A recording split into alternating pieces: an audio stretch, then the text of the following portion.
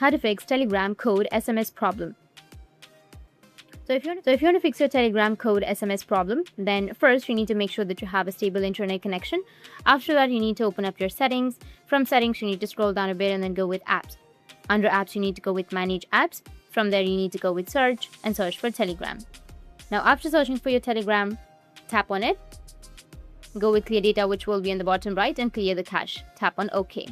After clearing your cache, your problem might be fixed. If that still doesn't fix your problem, then you need to open up your Play Store. From the Play Store, you need to go with search and search for Telegram. After searching, if you have any updates on your Telegram, just simply go and update it. After updating, the next thing you need to do is just simply go with your network connection. Make sure that you have a network connection so that you will receive the OTP or the code. Or if that still doesn't fix your problem, then you need to open up your Telegram and make sure that the number that you've entered is correct. If not, you can also edit the number as well.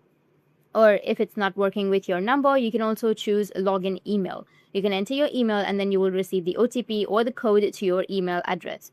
So enter the verification code from your email address or your phone number and you'll be good to go. That's it. And if you have any questions, feel free to comment below. Thanks for watching.